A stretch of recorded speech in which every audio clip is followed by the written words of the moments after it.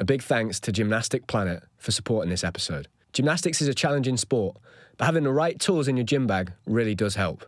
Gymnastic Planet is a leading manufacturer and distributor of essential training kit. They provide the best quality products, including world-class speed equipment, handguards, and chalk. They also specialise in club services like venue design, maintenance, and installation. Backed by decades of experience, from competing and coaching to club management, Gymnastic Planet aims to help gymnasts succeed and enjoy their craft. If you'd like to find out more, visit gymnasticplanet.com.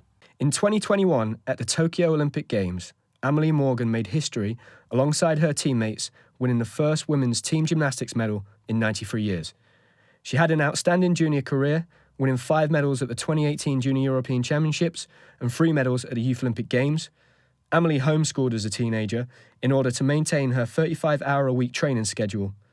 Balancing her education alongside her gymnastics eventually led to a full scholarship at the University of Utah in 2021. In the past week, she has announced her retirement from elite gymnastics, and this is her story. How was that, Amelie? Was that right? Was there anything in there that was off a little bit? No? All good to me. So thanks for joining us. We really appreciate it, Amelie. Like I was saying just before we went live, you're the second female gymnast to come on the podcast after Ellie Downey. So thank you very much for making the time for us. There's loads I want to talk about. Obviously, topically, you've just literally in the last week announced that you're retiring from elite gymnastics, having come back to the UK to compete in the English Championships and British Championships. Before we get into that, I want to take it back to the start. And can you tell me a little bit about how you got into the sport of gymnastics? Because I think on the men's side in particular, a lot of young boys, it's that classic case of a typical hyperactive boy. Does that seem to be the same with young girls that are getting into gymnastics as well? And was that your story? Yeah, well, thanks for having me, firstly. And yeah, I definitely think it's the same for girls too. I had a twin brother growing up, so maybe it's a sibling thing too. Okay. But we would just be so much playing around, fighting in the house. And I think my parents had enough and they were like, I think it's time for gymnastics. So we were 5 and we went to our first recreational classes, just an hour a week to burn off some energy. And I think by the time we were 7 is when we started to kind of find an actual club that did kind of more structured hours and just progress from there. And from the get-go, were you and your brother like in the same group when you did that first gymnastics class? Was it you and your brother in the same group? It's a really funny story because I was actually really bad when I first started gymnastics. Okay. And the club that we went to was a pretty small club. They were just starting out, so they didn't have too many squad groups at that time. So they were they had boys and girls separate, but most of the time they were kind of doing stuff together and learning the basics kind of thing. And the only reason they took me onto their kind of like development squad was because they wanted him. And I was terrible, but they were like, I guess we have to take them both. So guess I owe it to him that I got onto the little squad at that time. So it wasn't a case of like something that came to you straight away and you had some kind of like natural ability that led you straight into gymnastics. It was more of something like a love that developed over time. Definitely. For me, obviously there has to be some talent in the sport, but I definitely think for me it was something that I had to work at and put a lot of time and effort into. So it definitely isn't just something that comes to you straight away for everyone. Are you and your brother, are you different types of characters, Amelie? Like personality-wise, are you very different? Are you quite similar? I think sometimes we can be very similar and sometimes we can be complete opposites.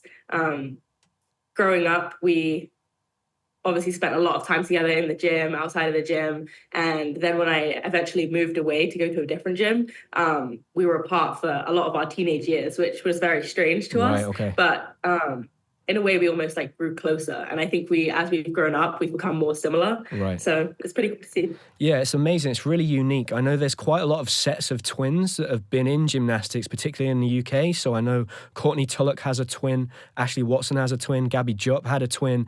There's quite a few twins. And I think a lot of twins that are in gymnastics, their brother or sister doesn't do the sport. And I always look at that and use that as an example because when everyone says, gymnastics stunts your growth, typically the twin that doesn't do the sport tends to be quite a lot bigger. So you and your brother both did the sport from a very early age. Do you both have the same natural physical gifts? So are you a similar type of gymnast? And what I mean by that is, you know, for example, does your brother excel on the floor and vault events and you're similar? Or are you both better at the technical events, more like A-bars or high bar? How would you describe both of your, I guess, physical makeups that you came into the sport with, and are they very similar? I would say there's some similarities, but honestly, I think we're pretty different. Okay. I'm definitely more of like a technical event person, like bars and beam is more my strengths as opposed to floor and vault. And I would say I'm not as much of a kind of quick twitch person, whereas he's very quick and fast in like what he does. I would say he's probably more technical events too. Right. But yeah, I don't know. It's strange. We're very like, I feel like when you watch us, we look very different when we do gymnastics. Right. Okay. Yeah. I could tell straight away from seeing the picture of you and your brother having competed at the British Championships that you have quite a close relationship. I think a lot of brothers and sisters can kind of be at loggerheads, especially when they're growing up. So me trying to understand you both doing the same sport and being in the car and having that car journey home from the gym at the same time, like it must have been a very unique relationship that you had, but you probably had quite a deep understanding of the position each of you were in, and probably a respect for how much work you were putting in, I guess. Yeah, I think we were able to have that sort of relationship because we're boy-girl twin. I'm not sure how the dynamic would be different if we were the same, you know, girl, boy, because we understand each other's sports so well, yet we don't have to compete against each other. Yeah. So there's not that competitive, like, kind of undertone tension between us. It was kind of like we completely understood each other. We could talk about it, talk about our problems or like our ideas, and we'd completely understand, yet we didn't have to be competing against each other. So I think that's why it worked so well and why we were able to kind of have that relationship. Yeah, that makes so much sense, I guess, that you understand each other's sport, but you're in completely different lanes trying to do two completely different things. Yeah, amazing. It's just I'm just super interested in that relationship. It sounds so cool. Can you tell me a little bit, Amelie, about when you moved on to your next clubs and you started to work up that ladder, and eventually you went to the academy, right? And you started homeschooling. That's quite a big decision. Was that a long way away from where home was for you guys at the time? And did your brother go to a completely different gym that was even further away? How did you manage that as a family? Because, you know, it's hard enough for parents to manage one child that's competing in elite sport, but two children that are going to two different gym clubs. That seems like an absolute minefield for parents to try and balance. Yeah, so it was definitely a big decision to make. At this time, I was 13, and although that seems young to some, I had just won the Junior British Championships. I was only kind of getting better, and I just I needed a different club. I needed to kind of go to a club where there was more experience and more potential to grow. So I made the decision to move, but there was no clubs nearby. So it was a really difficult decision because, you know, at 13, you don't really want to move schools. My brother didn't want to move gym or move schools. So we made the decision. He stayed with my dad and I moved with my mom down to Bristol, which is 2.5 hours away. So I could go to the academy. And it was definitely a big adjustment. But I think, you know, our family has always been so supportive, and they honestly just want the best for us, and it just worked. I mean, it's definitely a big commitment, but we made it work and put effort in to communicate, and What was your parents' background, Amelie? Because that is a huge decision to kind of split the kids up and the parents up. Like, do they have a sporting background? Do they come from a sporting background, or was that completely alien to them?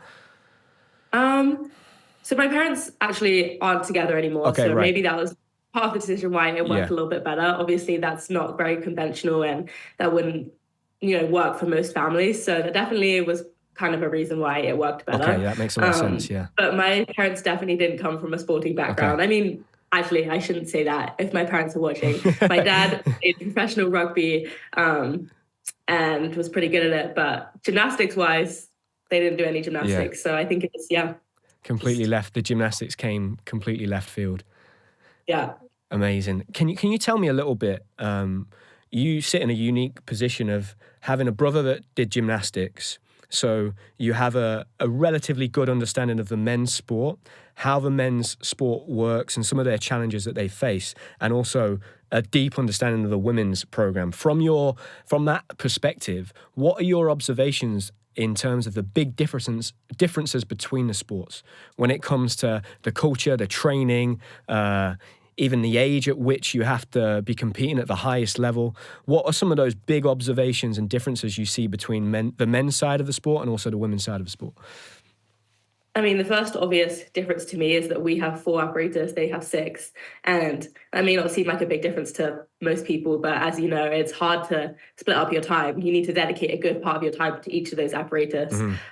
So for us, I feel like it's easier to kind of divide our time and work on all 4, whereas you guys have all 6. Right, okay. And it was probably harder to, find time to work all 6. And I would say age-wise, I think the stigma is kind of changing around women's gymnastics, but I would say, generally speaking, women's gymnastics normally peak when they're younger. That's kind of when they, hit their peak, and they're people that are going to the Olympics are going normally a little younger. You're definitely seeing some changes now. But for men's, I feel like you probably peak when you're a little older and, you get a bit bigger and stronger. Whereas that's a bit different for women. So, yeah, I guess. Yeah, it seems to me like you had a very successful junior career, right? So I think you're the first British female athlete to win 5 medals at a Junior European Championships, which is an amazing achievement. 3 medals at a Youth Olympic Games. It seems to me on the women's side, if you are a very successful junior, that transition into senior gymnastics is like sped up times 20 in comparison to the men. You've got more time to develop. Is that what it felt like for you when you were in that and you're living it? You go from 2018 being a junior, having that success, 2019 you're a senior, 2020 the Olympics comes around, COVID happens, it gets postponed. That's such a short space of time that so much is happening. I imagine that's really hard to process that as a young person that's still having the same issues that everybody is having as a teenager and trying to develop. Definitely. I mean, it wasn't easy at all, but at the same time, everyone had to go through it. And all we've ever known as gymnasts, you just one day at a time, keep moving forward. And that's all we could really do. I just, go into the gym, whether that was through COVID on Zoom or in the gym, take each day as it comes. And that's kind of exactly what I did and all I've ever known. But I definitely agree it goes very fast. And I think especially for women's artistic, being in that junior age is definitely more of a kind of propeller into senior competition, and using that experience definitely is going to help you in your first senior years, as opposed to, getting that experience in your senior years. You kind of go straight into it. So, I would say it's pretty quick. And yeah.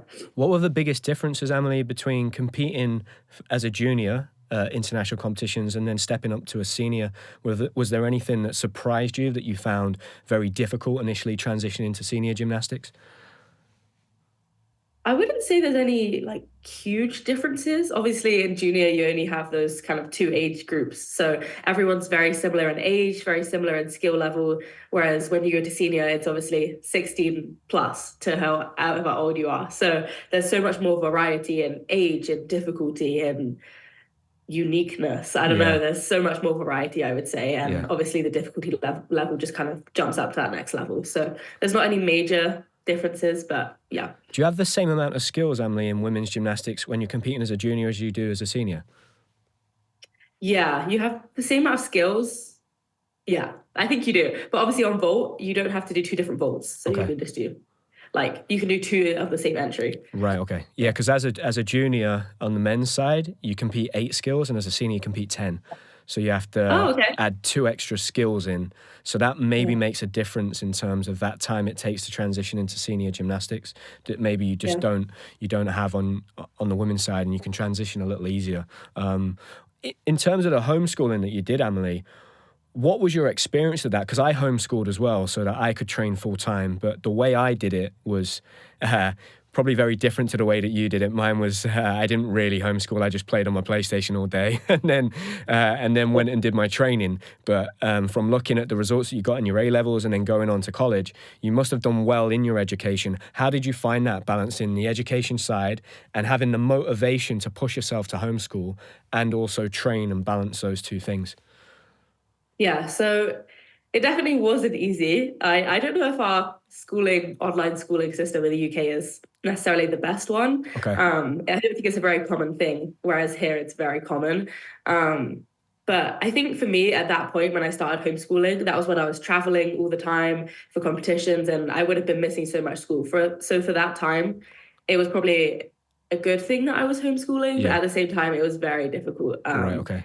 there wasn't much help they gave you. It was kind of like, here's the textbook, read it, and then complete your assignments.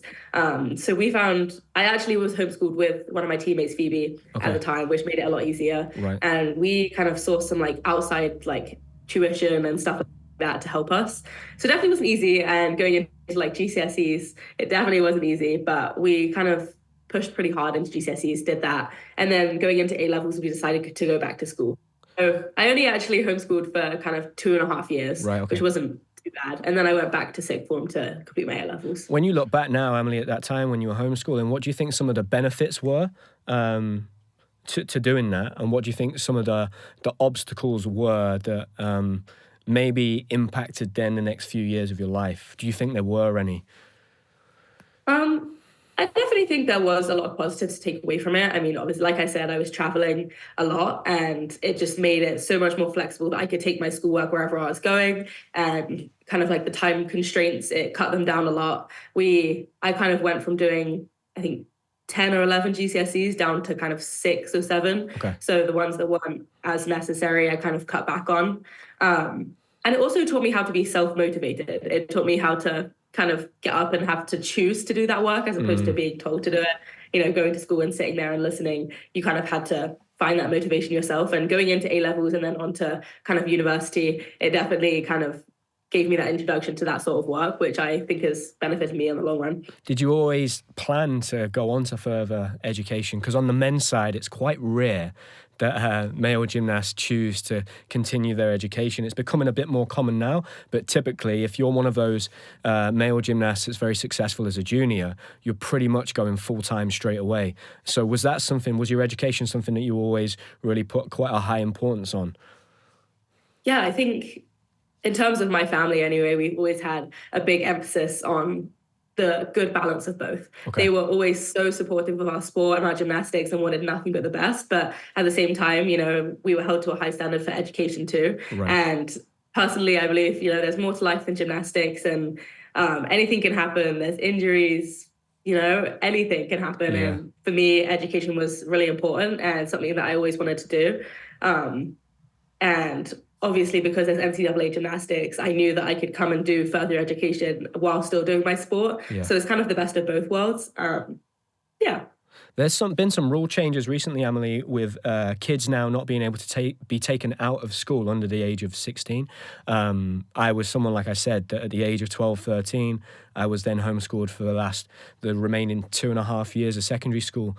Do you think that's a positive thing in general? How do you feel about that? Because you were someone that's probably now going to be one of the last gymnasts who have been training outside of school hours, because that's just not going to be a thing moving forward. Like, how do you feel about those changes? Do you think they're a positive thing? I'd just be really interested to get your point of view on that, because you're someone, like I said, that was probably up until very recently one of the last gymnasts to have gone down that road, similar to myself back when I was at school. I think that's a really hard question, because I would love to know how I would do if I hadn't have been able to take that time off school. And I really think that it would have been very difficult to kind of fit both in, having to, go to school all day. And like I said, I really value education, and I really, wanted to do well in school. But at the same time, I think it would have been very hard to kind of do gymnastics without missing some time out of school. Yeah. I think when you're developing in those junior years, kind of like in your early teenage years, you need more hours in the gym. Yeah. When you get a little older, you don't need as many hours. You're kind of more maintaining. But when you're developing those skills and things like that, getting hours in the gym was quite important to me. So personally, I don't know. I think it's a good thing for education. And I was someone that was very self-motivated. So I was able to kind of do my school alongside taking time out.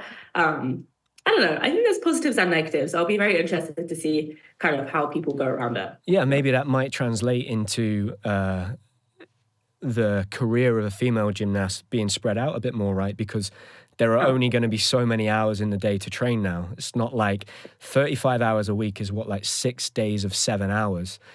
To do 7 hours after a full day at school, you're going to be training from like 4 till 11 o'clock at night. That just isn't going to happen anymore. So it'll be interesting to see whether that skill development is slowed down through those rule changes, and that maybe translates into the top female gymnasts at an Olympic Games instead of maybe being between the age of 16 to 18. Maybe that becomes 18 to 20. It'll be really interesting to see how that develops.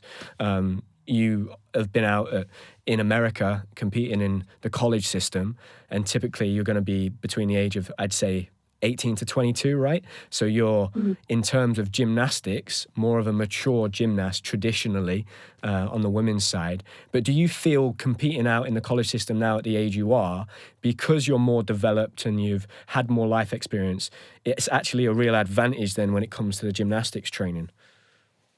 Yeah, I mean, I don't know how much you know about the NCAA system, but the gymnastics here is more about kind of the execution as opposed to the difficulty. Okay. So when I came here, obviously you cut back on the difficulty. The routines aren't as hard, but they're just about being, so clean. And we're all scored out of a 10. So as soon as you kind of reach the difficulty that adds up to the bonus of the start value of 10, then you kind of stop there and you focus on the execution side of it. So you can be a little bit older and it's so much easier to maintain those skills because you're not constantly building and learning new skills and things like that. You're kind of holding that difficulty and just working on the execution. So I feel like it's easier on your body and kind of mentally too. And that's why there is so many people that are able to carry on for, 70 years, I guess. That makes a lot of sense. Tell me a little bit then about your Olympic experience, Amelie. Tokyo was obviously a crazy time. We've had quite a few of the male gymnasts that represented GB in Tokyo, and also some other athletes that were there. And they've said it was a really surreal experience being at an Olympic Games where you dream about when you're a kid and you go there and there's no crowd and your family aren't there because there's no one to watch. But you guys, I guess, having made history and won an Olympic medal, I can't imagine you look back at that experience with anything but fond memories. Maybe that's different, but yeah, I'd just like to hear about your Olympic experience. I'm sure that was something you dreamed about since you were a little girl. Yeah, it was definitely a crazy experience. And I mean, that was my first Olympic Games, so it's hard to compare it to anything, but obviously you hear the stories, you know what goes on. I think the most disappointing part for me was the opening ceremony and the closing ceremony. Obviously with COVID and everything, we couldn't go to those, right?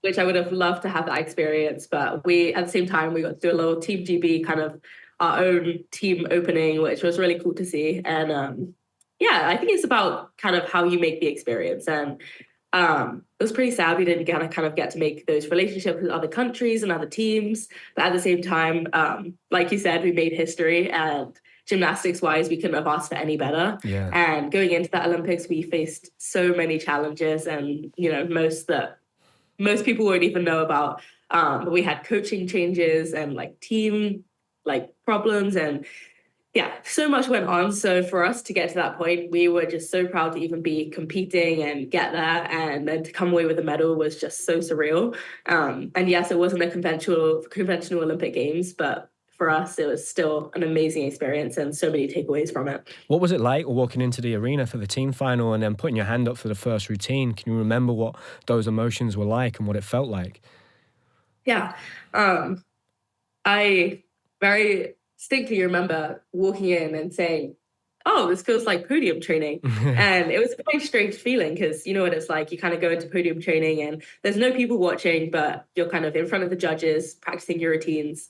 And that's kind of what it felt like. And I didn't know at the time if that was a good thing or a bad thing. You know that there's thousands of people watching on the TV. So there's people watching, what the competition is.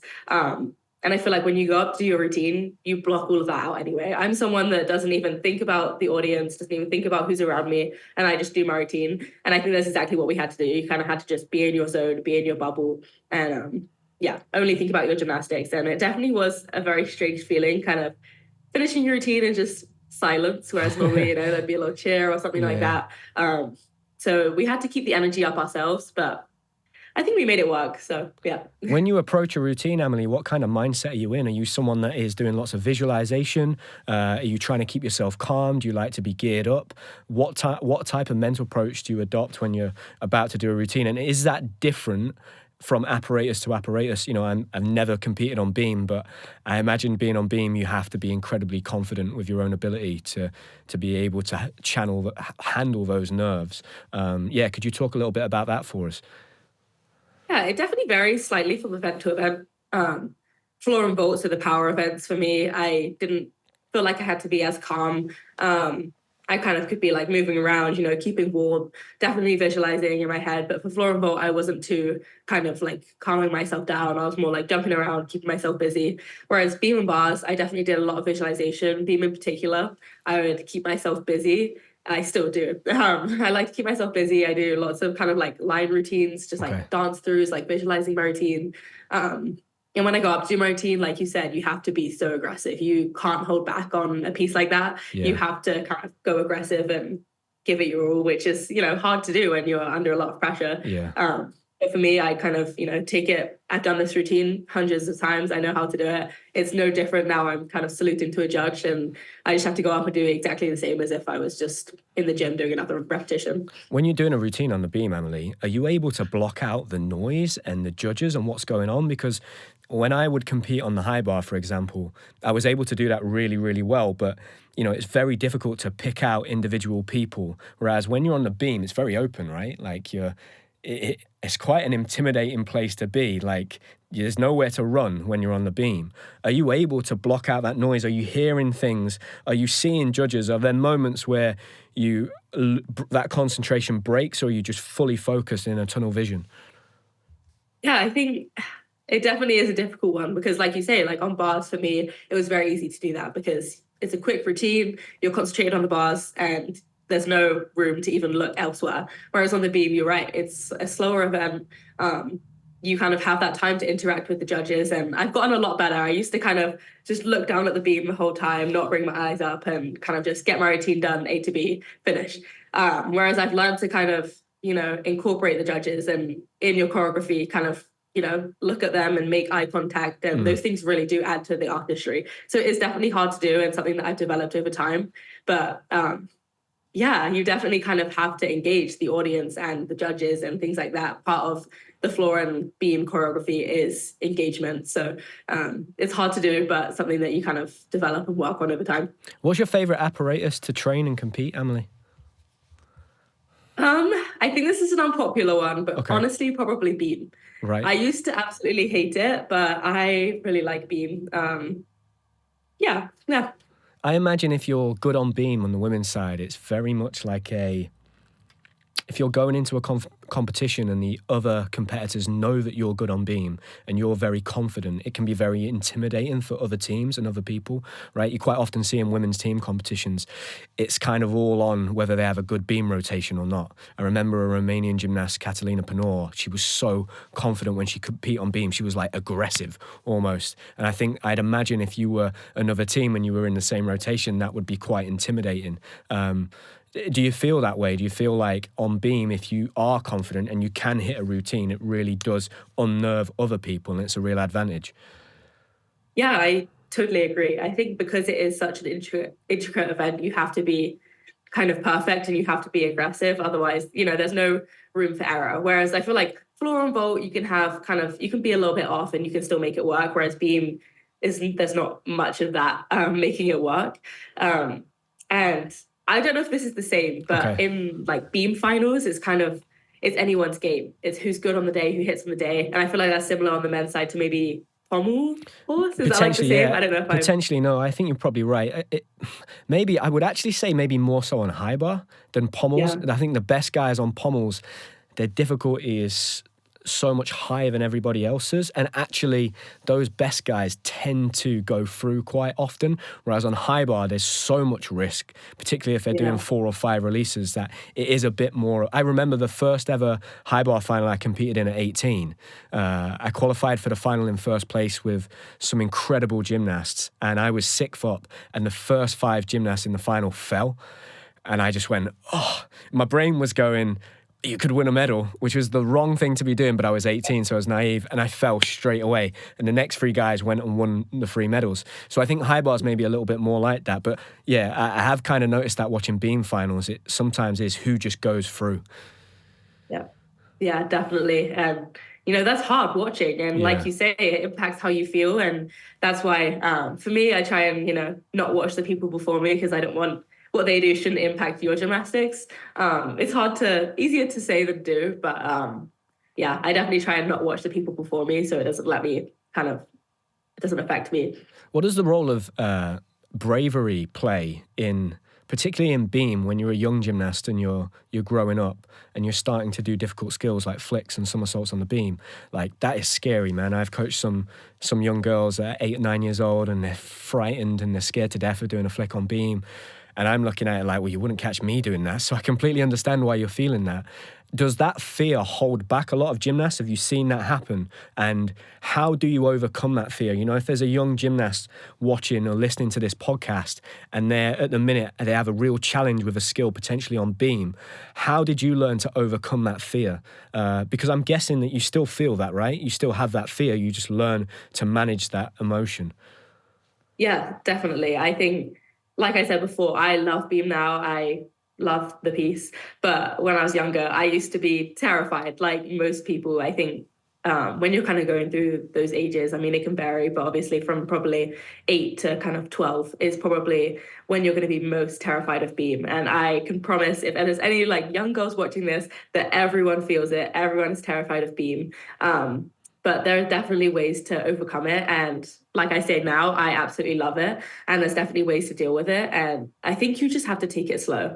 I mean, I've seen people, stop gymnastics because they don't enjoy beam. And for me, that's so sad because it just takes some time to overcome and you have to build up that confidence very slowly. And it might come slower than other pieces, which is very frustrating, especially when there might be other people kind of progressing further than you.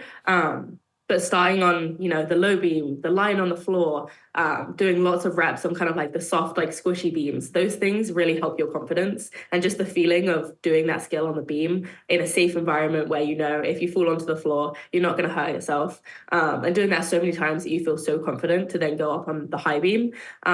It definitely takes some time and some confidence and some bravery. But once you kind of overcome that first initial fear of going backwards or doing that skill that you're not so confident on, you just grow and grow with confidence from there. Did you teach yourself to visualize, Amelie? Was it something that you just naturally started to do, or was there a time where a coach or somebody said, look, you should try visualizing? I know now a lot of athletes work with sports psychologists and you train visualization. Was it something that you just started as a young gymnast and has carried through your career, or was it something that you sat down and decided, right, I need to start trying to do visualization? Yeah, I think when I was younger, I obviously was told, we're going to do our visualization routines. So I got told to kind of, go over do a visualized routine, close your eyes, do your arm movements. So if you're beam dance or your floor dance, something like that. And when I was younger, I found this really hard. I don't know if that was just me, but I found it really hard to close my eyes and visualize myself doing a routine. And it was something that I never really enjoyed. I didn't really understand when I was younger the point of it. And now I love this tool. I use it all the time. I love to visualize. And I think the turning point for me was when I was injured and I started visualizing because I couldn't do the routines because I was hurt. Yeah. And I think doing visualization every single day, I came back so much faster. And I know it sounds crazy, but it's almost like doing a visualization of a routine is like another rep. Yeah. It's like another rep of routine. It's just increasing your confidence and your muscle memory. And although you're not physically doing it, I truly believe that it helps in your confidence and your ability to do it, because you're telling yourself over and over that you can do it and that you're going to do it successfully. And yeah, it's a tool that I use all the time now.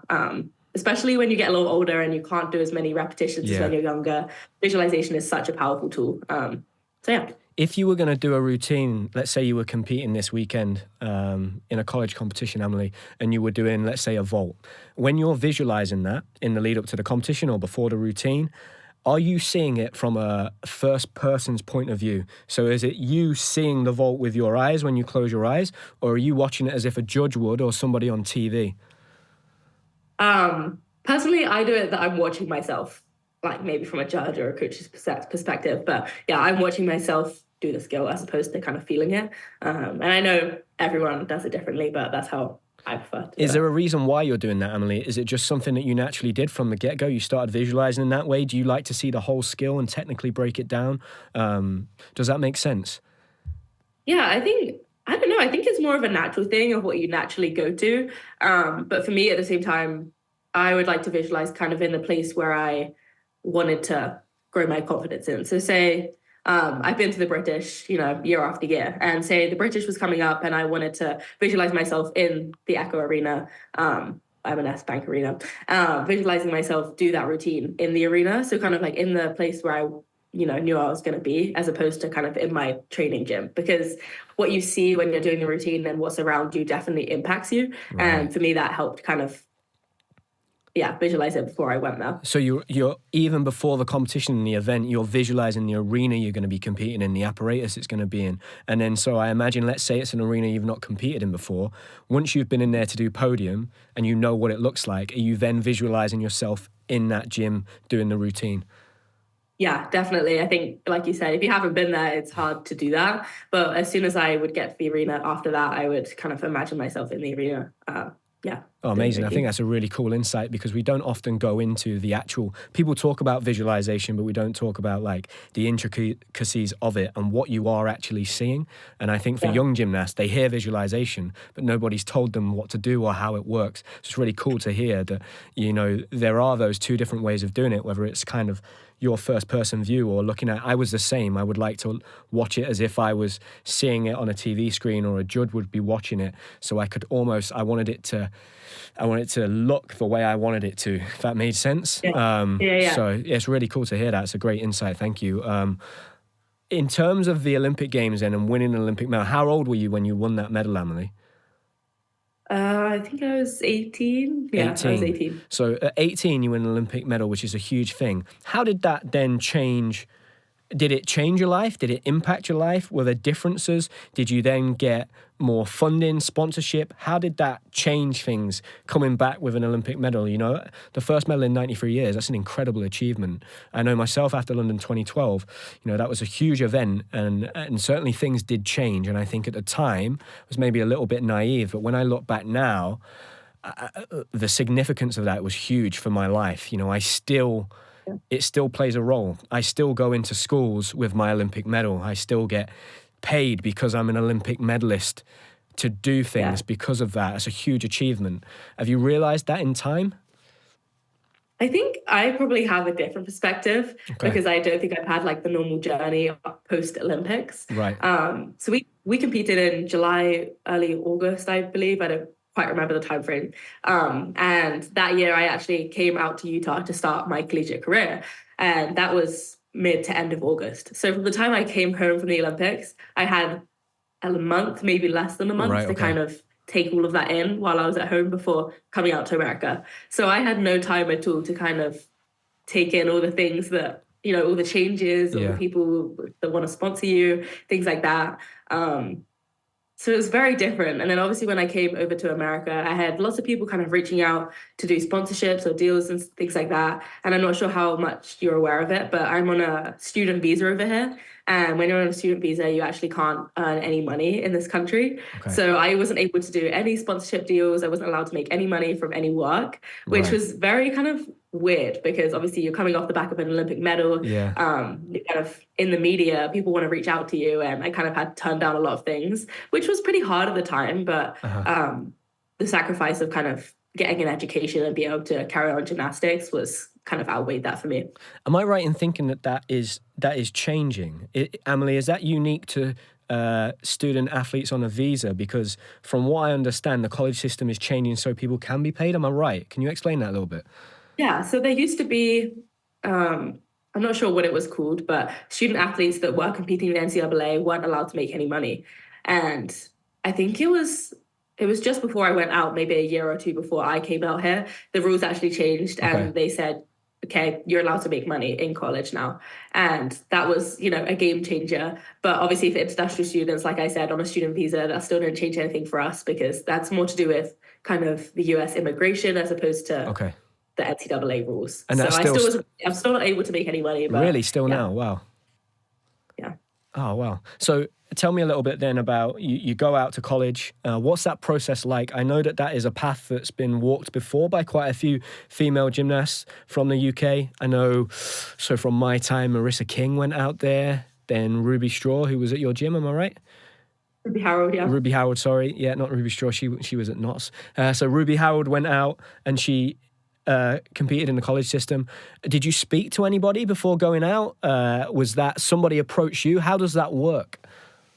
Yeah, so when I made that move to the academy when I was kind of 13, 14, one of the big reasons was because they were known to sending some of their gymnasts off to the US. Okay. And because that was quite a new thing in the US, like you said, there was some people that had done it, but not many people.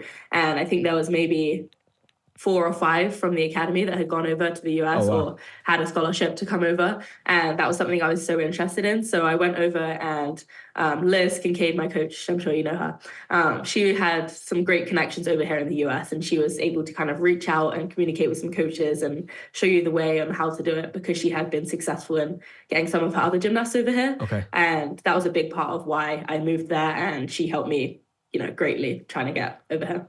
What was like your initial experience when you first got out there to America? Obviously, you go into a new country, you're away from your family. But in terms of the actual gymnastics, what was that? Was there a real difference in the environment in the college system compared to what you'd been used to competing in the elite environment back in the UK? It was definitely very different. Obviously, it's the same sport. It's always gymnastics. So there's definitely some things that stay the same. But in terms of kind of the team aspect of it was very different to me. I think in the UK, obviously, we're a smaller country, so we have less gymnasts. And I would train with probably kind of, 2 to 4 of the gymnasts that were the same age as me at my club. And we were all kind of at slightly different levels, not all competing in the same competitions and things like that. Whereas here, it's like 14, 15 girls, all of similar ages, working towards the same competition, doing similar skills. Okay. So it's just like that different level of kind of relationship, and you get to train with each other every single day. You live with each other. I live with 3 other teammates, and you just have that different connection. And yeah, it's a really cool thing to be able to kind of know what each other are going through at the same stage of your life, and yeah, be able to relate to that. Can you tell me a little bit, Amelie, when you look at the women's NCAA program, that as a product is something where you are getting at times tens of thousands of people watching gymnastics competitions. That is not something that translates internationally to global events, where it's the Olympic Games, World Championships, European Championships, Commonwealth Games.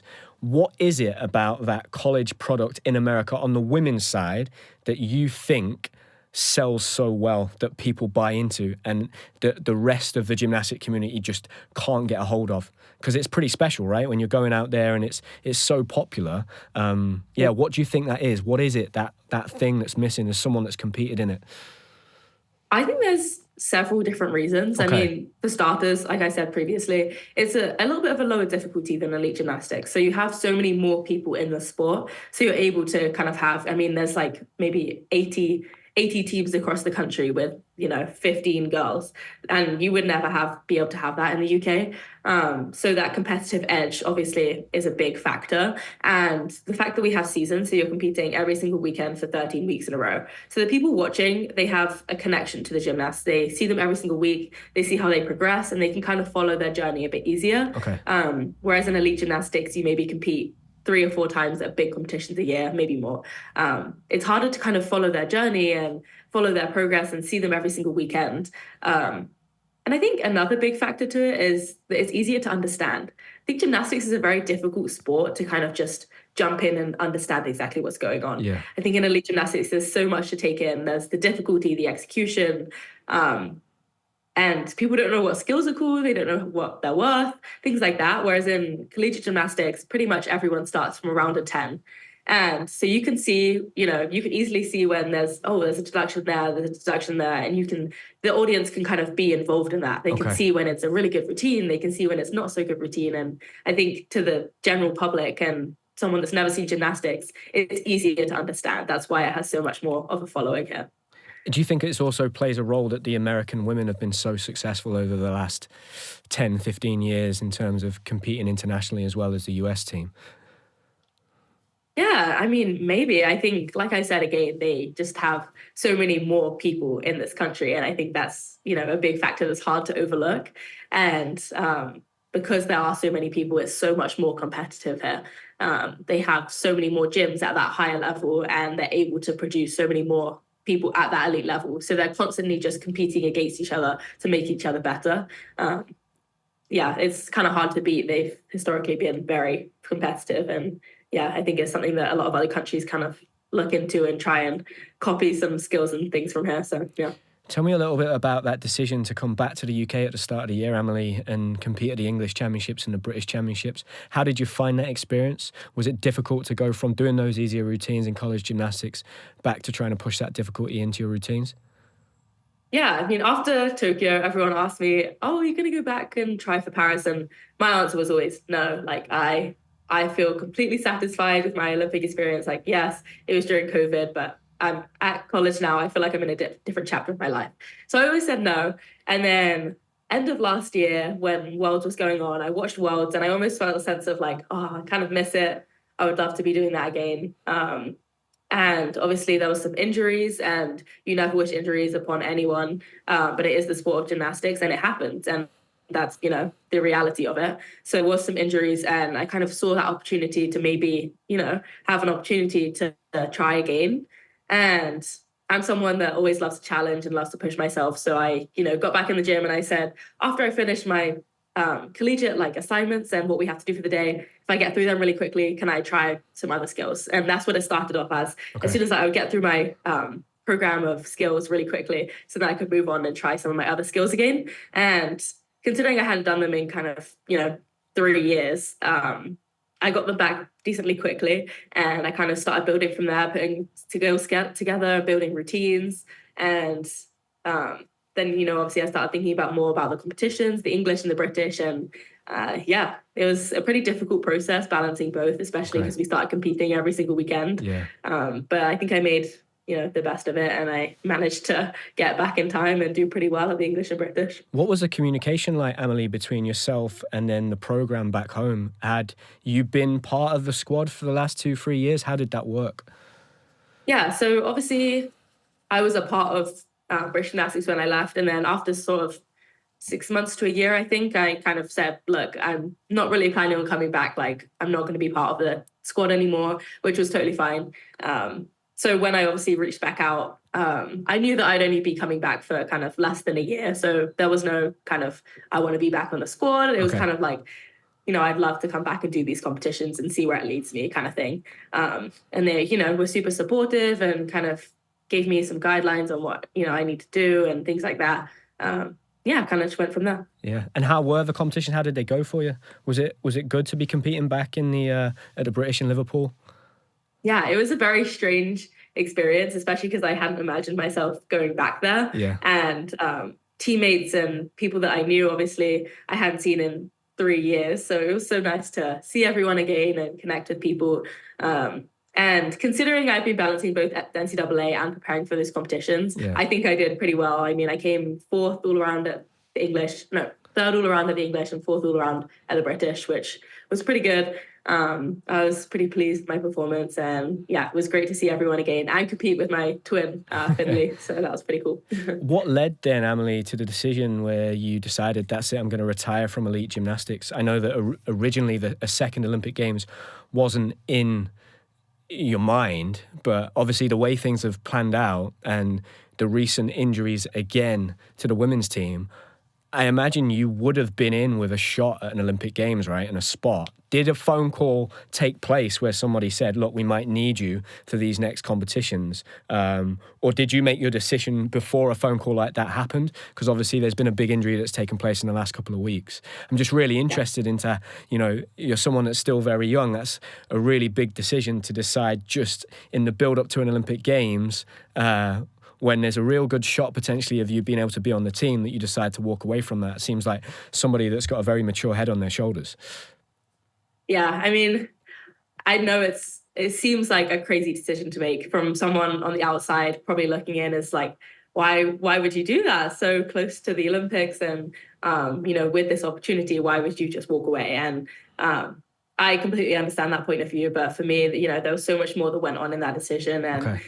when I started this whole journey and process of coming back to elite, the whole time it was because I didn't want to regret not going for it. I didn't want to regret looking back and saying I should have tried and I should have tried again. I never wanted that, so I wanted to. I love the sport and I wanted to see if I could do it and challenge myself. And that's exactly what I did. I was, very proud of my performance of coming back to elite in the English and British championships. And, I don't think I could have done much better for that stage of where I was at.